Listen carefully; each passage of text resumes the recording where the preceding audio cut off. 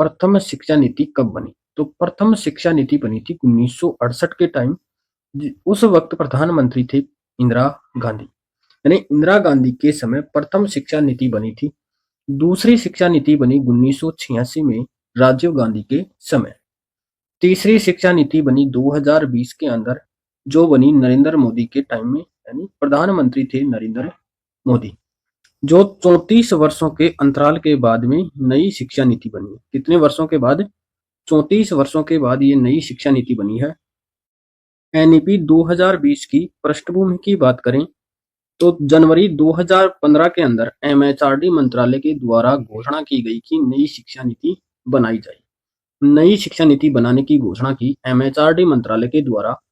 मई 2016 के अंदर अध्यक्ष बनाया गया नई शिक्षा नीति बनाने के लिए TSR सुब्रमण्यम को, जो कैबिनेट सचिव थे। जून 2017 के अंदर नया अध्यक्ष बनाया गया कृष्ण स्वामी कस्तूरीरंगन को। 29 जुलाई 2020 को नई शिक्षा नीति जारी की गई और उस वक्त एमएचआरडी के मंत्री थे रमेश पोखरियाल निशंक द्वारा नई शिक्षा नीति जारी की गई और एमएचआरडी मंत्रालय को समाप्त कर दिया गया और इसके जगह नया मंत्रालय बनाया गया MOE, यानी मिनिस्ट्री ऑफ एजुकेशन, शिक्षा मंत्रालय बनाया गया। जो नई शिक्षा नीति जारी की गई उसके अंदर अध्यायों की संख्या है 27 और भाग हैं 4। टोटल कितने भाग हैं? 4 भाग हैं और अध्यायों की संख्या है 27। जो पहला भाग है वो है स्कूली शिक्षा और इस वीडियो के अंदर हम इसी की बात करेंगे। उच्च शिक्षा दूसरा भाग, तीसरा भाग है केंद्रीय विचारणीय मुद्दे और चौथा भाग है क्रियान्वित। नई शिक्षा नीति की आवश्यकता क्यों पड़ी? सतत विकास लक्ष्य को प्राप्त करने के लिए नई शिक्षा नीति बनाई गई, यानी SDG 04 को प्राप्त करने के लिए नई शिक्षा की आवश्यकता पड़ी। SDG का मतलब है सस्टेनेबल डेवलपमेंट गोल, यानी सार्वभौमिक गुणवत्ता शिक्षा। NP 2020 के आधार स्तंभ हैं। आधार स्तंभ क्या है? AAA और EQ, ये इसका आधार स्तंभ है। इसका मतलब है, ए का मतलब है एक्सेस, यानी सभी तक पहुंचो। अफोर्डेबिलिटी, सभी के लिए वहनीय हो या किफायती हो। अकाउंटेबिलिटी मतलब सभी के लिए क्या हो? उत्तरदायी हो। इक्विलिटी यानी सभी के लिए समान हो। और क्यों का मतलब है क्वालिटी, यानी गुणवत्तापूर्ण शिक्षा। ये ही 2020 के आधार स्तंभ हैं। हम नई शिक्षा नीति के मार्गदर्शक सिद्धांतों की बात करें तो सिद्धांत है, शिक्षा एक सार्वजनिक सेवा है। शिक्षा एक सार्वजनिक सेवा है। शिक्षक और शिक्षा की दूरी है। शिक्षक और शिक्षा की दूरी है। प्रत्येक बालक में विशिष्ट योग्यताएं होती हैं, उनको पहचान करना और उनका विकास करना। मानवीय एवं संविधान के मूल्यों का विकास करना, जैसे समानता, न्याय, स्वतंत्रता। स्कूली स्तर पर संकाय और या वर्ग को समाप्त करना, जैसे कला वर्ग, साइंस वर्ग, इनको समाप्त करना। सीखने सिखाने की प्रक्रिया का CCE अभिन्न अंग हो और रचनात्मक आकलन पर बल दिया जाए, यानी योगात्मक आकलन की जगह रचनात्मक आकलन किया जाए। हम नई शिक्षा नीति की विशेषताओं की बात करें तो नई शिक्षा नीति की विशेषता है कि सार्थक, यानी NEP 2020 को क्रियान्वित करने के लिए शिक्षा मंत्रालय द्वारा जारी किए गए दिशा निर्देश। शिक्षा मंत्रालय की स्थापना करना, MHRD मंत्रालय के जगह MOE की स्थापना करना। सकल घरेलू उत्पाद GDP का 6% बजट का प्रावधान किया गया, यानी GDP का 6% बजट शिक्षा पर खर्च किया जाए और नवीन पैटर्न पद्धति से शिक्षा दी जाए। 5+3+3+4 नवीन पैटर्न बनाया गया। 10+2 की जगह 5+3+3+4, यानी 15 वर्ष के अंदर वो 12वीं पास कर ले। बालक की आयु वर्ग क्या है? 3 से 18 वर्ष। जो 5 वर्ष की शिक्षा है, जो 3 वर्ष से 8 वर्ष तक दी जाएगी, उसके अंदर उसे पूर्व प्राथमिक से कक्षा 1-2 तक की पढ़ाई करवाई जाएगी। उसे बोलेंगे फाउंडेशनल स्टेज। इसके अंदर औपचारिक और अनौपचारिक शिक्षा दी जाएगी। जो 3 वर्ष की शिक्षा होगी वो होगी 8 वर्ष से 11 वर्ष के अंदर, जो कक्षा 3 से 5 तक होगा। इसे बोलेंगे प्रीपरेटरी स्टेज। क्या कहेंगे? प्रीपरेटरी स्टेज। जो 3 वर्ष की फिर शिक्षा होगी वो 11 से 14 वर्ष की होगी, कक्षा 6 से 8 तक। इसे बोलेंगे मिडिल स्टेज। और जो 4 वर्ष की शिक्षा होगी वो 14 से 18 वर्ष की होगी। 14 से 18 वर्ष की आयु के वर्ग के बच्चों के लिए होगी, जो होगी 9वीं से 12वीं तक। इसे बोलेंगे माध्यमिक स्टेज। जो उपरोक्त पैटर्न की हमने बात की है को लागू करने के लिए पीएम श्री योजना के स्कूल खोले जा रहे हैं। पीएम श्री योजना 5 सितंबर 2022 से लागू की गई।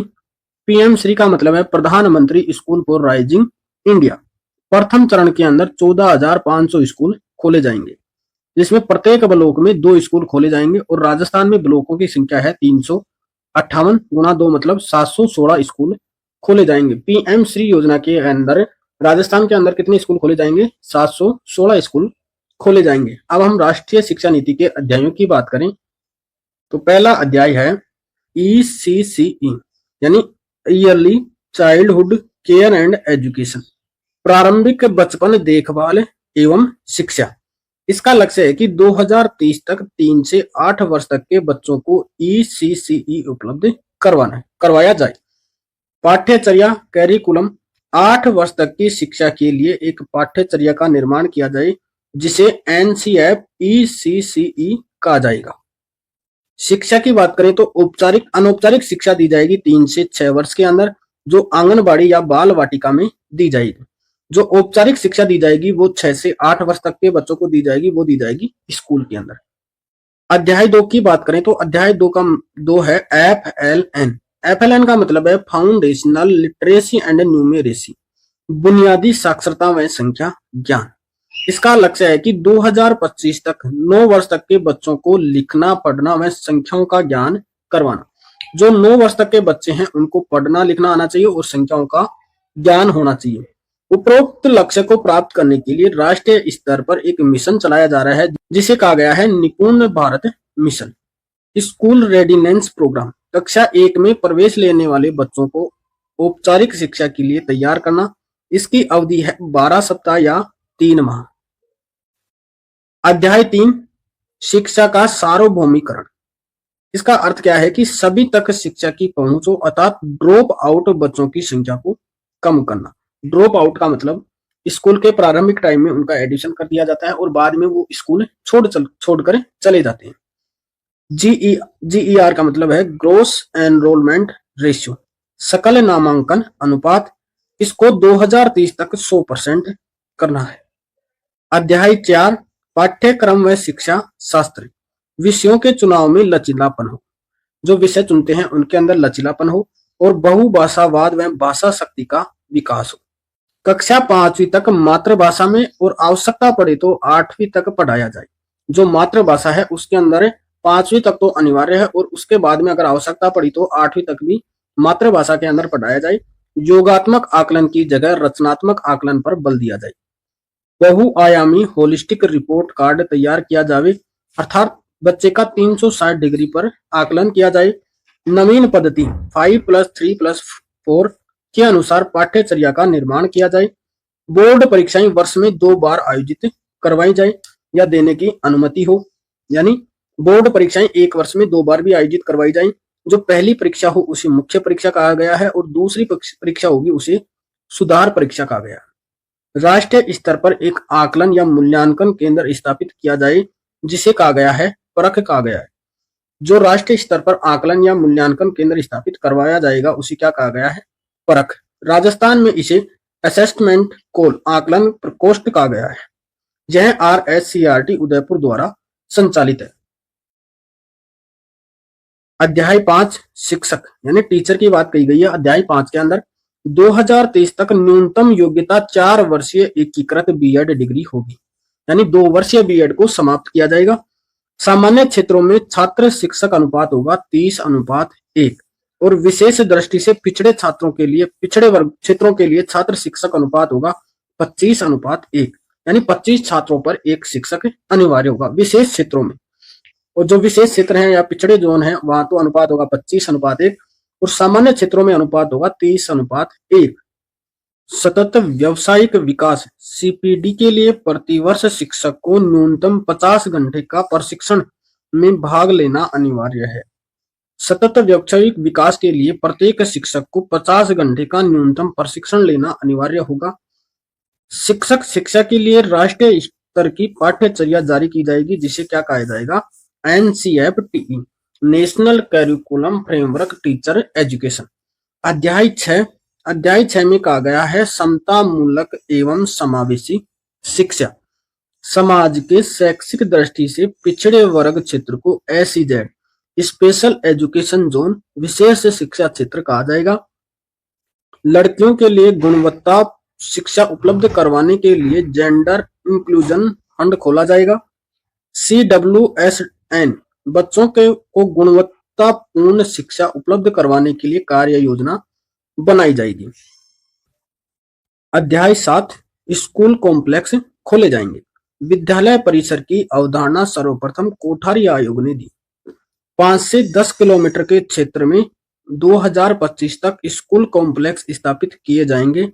इसके अंतर्गत सभी प्रकार के स्कूल, खेल मैदान, पुस्तकालय, सार्वजनिक चेतना केंद्र व बाल केंद्र बनाए जाएंगे। जो स्कूल कॉम्प्लेक्स होगा उसी के अंदर स्कूल होगा, उसी के अंदर खेल का मैदान होगा, पुस्तकालय भी होगा, सामाजिक चेतना केंद्र और बाल केंद्र बनाए जाएंगे। इसके संसाधनों का प्रबंध करने के लिए स्कूल कॉम्प्लेक्स प्रबंधन समिति SCMC का गठन किया जाएगा। अध्याय 8 मानक निर्धारण व प्रत्यायन। प्रत्येक राज्य में शिक्षा नीति के मानकों को निर्धारित करने के लिए मानकों को स्थापित किया जाएगा जो निम्न प्रकार होंगे। स्कूल शिक्षा विभाग शैक्षिक नीतियों का निर्धारण करना, स्कूल शिक्षा निदेशालय नीतियों के क्रियान्वयन करना व मॉनिटरिंग करना, RSCRT उदयपुर अकादमिक कार्य करना, SSSE state school standard authority यानी राज्य स्कूल मानक प्राधिकरण, यह प्राधिकरण राज्य के स्कूलों के लिए मानकों का निर्धारण करेगा। अब हम राजस्थान के बारे में बात कर लेते हैं। NEP 2020 के बारे में। पाठ्यचर्या निर्माण। राजस्थान में 7 डाइट के सहयोग से नवीन पद्धति पर आधारित 4 पाठ्यचर्याओं का निर्माण किया जाएगा। NCF-ECCE, NCF-SE, NCF-TE, NCF-E मतलब चाइल्डहुड केयर एंड एजुकेशन के लिए, स्कूल शिक्षा के लिए, टीचर एजुकेशन के लिए और प्रौढ़ शिक्षा के लिए। इनके लिए 4 पाठ्यचर्याओं का निर्माण किया जाएगा 7 डाइट के द्वारा और इनके लिए 3 समितियों का गठन किया जाएगा। उपरोक्त चारों पाठ्यचर्याओं का संचालन करने के लिए 3 समितियों का निर्माण किया गया है। राजस्थान प्रशासनिक सुधार विभाग द्वारा शिक्षा नीति को क्रियान्वित करने के लिए 6 समूह बनाए गए हैं।